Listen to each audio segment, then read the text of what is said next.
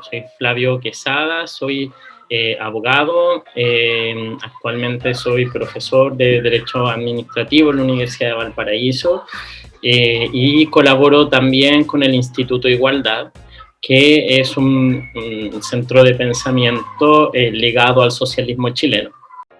¿Cómo avanza el diálogo en la convención? ¿Qué preguntas surgen en la ciudadanía? ¿Qué dice la academia y la experiencia comparada? Bienvenidos y bienvenidas a Preguntas Constituyentes, un espacio abierto para dudas y opiniones sobre la nueva Constitución.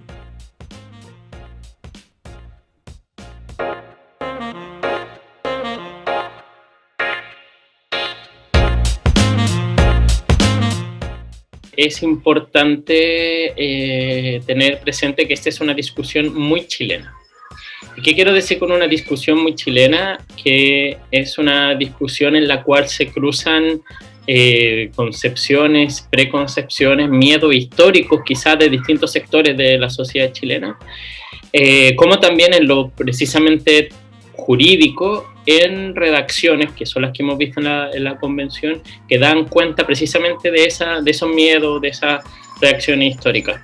¿Y por qué digo esto? Porque si tú revisas, por ejemplo, las redacciones sobre el derecho de propiedad en países que tienen una protección que nadie podría dudar de que son robustas y que son un pilar importante de esas democracias, como Estados Unidos o Francia o Alemania, por dar tres ejemplos, son redacciones muchísimo más escuetas que la de la Constitución actual.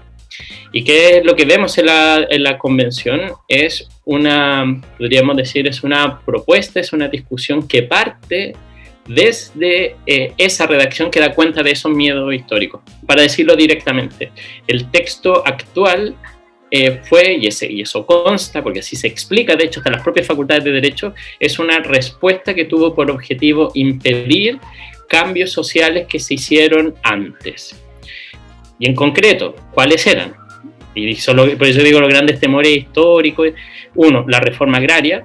Y dos, nacionalizaciones y publificaciones de sectores económicos importantes en los tiempos de la Unidad Popular. Y digo la reforma agraria porque eso tiene un proceso más largo de antes. Ese fue el objetivo, impedir eso. Y ese es el objetivo de la norma, y por eso es tan detallista. Y eso, bueno, por eso una vez en una opinión es un detalle raro, como dice un teórico del derecho comparado, porque explica precisamente por qué Chile es Chile, no otro país. Ahora, ¿qué es lo que yo veo de positivo de esto? Es que la norma aprobada sirve, por un lado, yo creo que no va a ser un obstáculo a eventuales cambios que va a hacer Chile, y por otro lado deja tranquilo a aquellos que tengan quizás esos miedos históricos.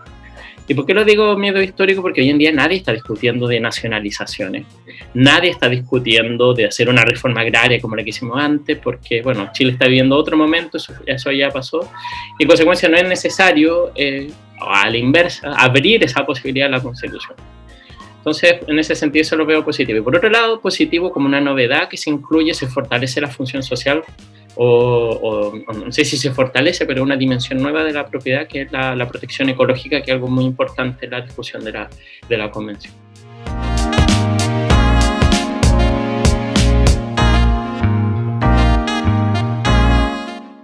En este proceso constituyente van a haber cambios profundos para Chile. ¿Por qué hago el para Chile? Porque hay cosas que no están en juego precisamente porque es Chile y no otro país. Chile es un país, sabemos, pequeño en el contexto de una globalización a nivel mundial y que no tiene grande incidencia en las grandes transformaciones que ocurren en el mundo, y muchas veces esas nos afectan. En breve, en Chile no está en juego ni superar el capitalismo, ni que se derribe el neoliberalismo, dependiendo de lo que entendamos por él, por eso es otra discusión, ni tampoco está en juego superar la democracia liberal, es decir, en que en Chile ni vamos a crear un modo de producción económico distinto en este proceso constituyente, ni vamos a crear una institucionalización política coincidente con él distinta. Entonces esos son los marcos de nuestra discusión. Entonces, si eso es así, uno de temores es cómo se va a hacer la adecuada transición para que Chile no tenga problemas de, bueno, uno, que generen una incertidumbre tremenda en la inversión y que nos venga un golpe fuerte, porque eso, bueno, obviamente generaría una situación económica compleja. Y dos, también me preocuparía que la transición, no sé, por error, que puede ser no querido de hecho, por error no quede una redacción que evite riesgo de que, por ejemplo, nos demanden internacionalmente porque se está vulnerando algún compromiso en materia de inversión extranjera, que son problemas súper técnicos por los tratados que Chile ha firmado y que no vamos a dejar tampoco de cumplir. Esto. Y digo que, déjame hacer ahí el pie de página, porque sé que esto usualmente no es algo que esté presente en los discursos de cierta izquierda en Chile, y yo creo que tenerlo presente no nos hace de izquierda, sino que asumir el realismo, lo que haría cualquier persona que decir cuáles son las condiciones materiales de los cambios que vamos a hacer, son estos son los límites, y si esos son los límites, entonces hay que actuar en consecuencia, y por lo mismo veo esos dos riesgos como algo relevante de lo cual hacerse cargo.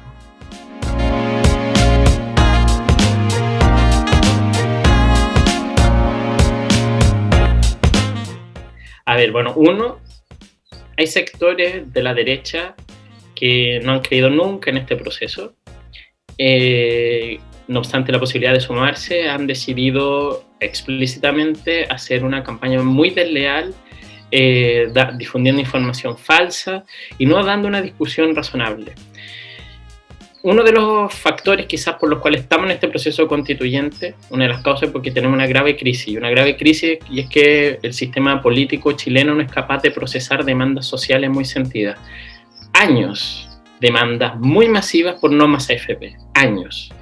Y gobiernos ni de derecha ni de centro izquierda han sido capaces de procesarla y convertir eso en una reforma que tenga por consecuencia que la ciudadanía perciba de que de verdad los representan y que en consecuencia han habido cambios relevantes en su cotidianidad. El sistema político no da respuestas.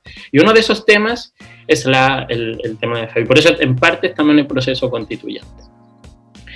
Entonces, ¿por qué creo que aquí ha sido bien desleal? Porque en concreto, evidentemente no hay ninguna norma que diga que se van a expropiar los fondos. A la vez, ni la Constitución actual establece algo como lo que han propuesto algunos convencionales que han intentado instaurar esa mentira.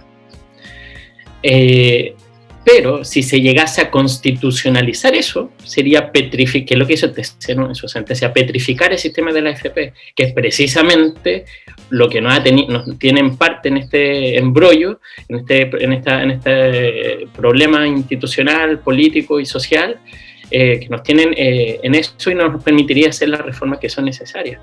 Entonces, por eso creo que lo que necesitamos es una constitución que en esto abra. Obviamente tampoco vamos a pasarnos al otro extremo, que también me parecería tonto, de constitucionalizar, por ejemplo, un determinado modelo de reparto, porque no es la Constitución, creo, el lugar para hacer eso, sino que abrir. Hoy en día tenemos una que pareciera que cierra y que nos deja atrapados en tener solo un sistema de FP. En abrir a que el legislador democrático en el futuro pueda decir, bueno, la ciudadanía quiere cambio y para esto necesitamos un modelo que se haga cargo de la realidad chilena, para dar mejores pensiones, crear solidaridad, y para eso es necesario, creo, un texto que sea abierto, para que se pueda configurar ahí un régimen mixto o a la chilena, como sea, porque ahí, bueno, no sé bien cómo será la específica concreción de eso. Pero...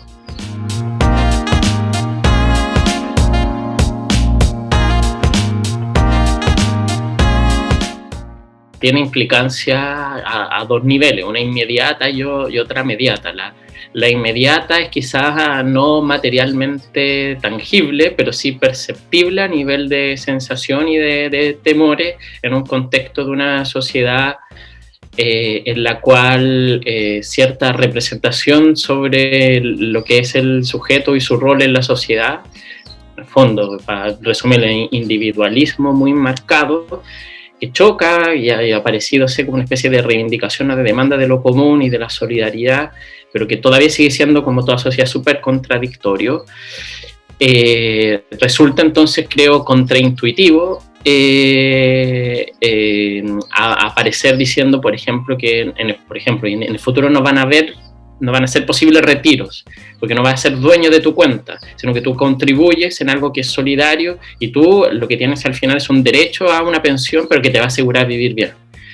Esto que eso es más difícil de explicarlo y que resulta además contraintuitivo, creo que genera un efecto inmediato en las personas de temor y que algunos sectores de muy mala fe y que yo creo que pueden poner en juego la viabilidad y la estabilidad democrática del propio país si no es capaz de hacerse cargo de nuestros problemas en este proceso, han jugado con eso, instaurando miedos a través de mentiras y tergiversando un debate que debiera ser de lo más alto porque es de los grandes dilemas que tiene Chile hoy. Ese sería como efecto inmediato, genera esa cuestión, digamos, en parte contradictoria. Por un lado, que todo el mundo quiere que las AFP se acaben y poco menos ir a incendiarlas, pero a la hora le dicen, no, yo creo que los dineros sean solo míos y para mí, y si los quiero retirar, los retiro. Hay una contradicción y eso se puede explotar, creo, se va a ocupar no lealmente. Inmediato, bueno, yo creo que tiene una proyección gigante en el sistema político. Y aquí se están tocando intereses brutales. La AFP mueve una cantidad de dinero en el mercado nacional enorme, que financia a los grandes conglomerados chilenos. Y es verdad, eso no se puede negar. Y van a tener, bueno, quizás se podrá buscar una fórmula intermedia en la cual el capital chileno también pueda hacer uso de esos recursos para proyectos de inversión que nos beneficien a todos, no sé. Lo que dice el economista es la profundidad de la bolsa. Pero se está tocando esos intereses por un lado y por otro es una demanda súper sentida y en consecuencia es la forma de no resolver quizás lo que necesita la ciudadanía, pero sí permitir que se resuelva y en consecuencia darle estabilidad democrática a Chile, tener cohesión social y bueno, yo me imagino el gran empresariado chileno que ocupa dinero de esos fondos o que tiene alguna vinculación directa o indirecta con ello, que tiene intereses con esto. Comprenderá, me imagino, que si quiere hacer negocio, bueno, en un país que esté estable, que no se esté incendiando cada 5 años, o cada 3 años, o menos, bueno, me imagino que podrán hacer el cálculo de rentabilidad, pero de que les sale más barato. Pero si no quieren eso y apuestan a quizás, digamos, ir desarrollando junto también con el país, debieran aceptar que aquí van a haber cambios de fondo importantes porque es la forma de responder a lo que exige la ciudadanía.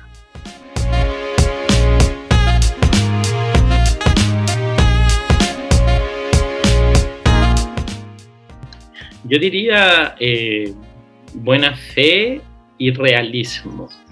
Buena fe en el sentido de intentar genuinamente dialogar, y dialogar significa escuchar al otro, hacerse cargo de lo que de verdad dice e intentar por lo mismo ver que a veces existen acuerdos que están superpuestos pero no explicitados, y eso lo he visto harto en los debates de la convención.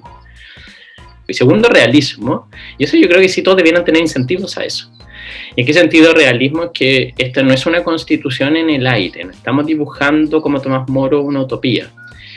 Lo que estamos haciendo es acordar un pacto político, lo vamos a poner por escrito, pero es un pacto político de cómo nos vamos a poner de acuerdo en nuestras diferencias, de qué cosas son esenciales para nosotros, digo nosotros como los chilenos, de qué al futuro.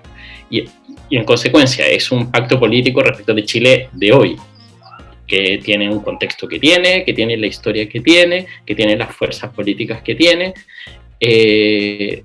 y por lo mismo creo, y esto en especial a ciertos, yo se lo diría a ciertos sectores, sobre todo de izquierda, que se supone debieran ser mucho más sensibles a las condiciones materiales reales en las cuales uno aspira a hacer transformaciones, a que más que voluntarismo, más que utopismo, se den cuenta de cuáles son esas condiciones, qué es lo que de verdad se puede hacer en un proceso como este respecto a las transformaciones o no. Y que por lo mismo creo también comprendan que aunque la derecha hoy en día sea un sector políticamente minoritario en la convención, eso no es un correlato directo ni con el peso social que tienen, que es un dato real en las últimas elecciones, y dos, al poder real que tienen. Pero esa es la realidad. Y si esa es la realidad, bueno, asumirla y qué se puede hacer ahí para que este proceso genuinamente sea exitoso y podamos, bueno, espero a lo que aspiran todos los sectores, dar una mejor calidad de vida a todos dentro de lo que es posible en estos años.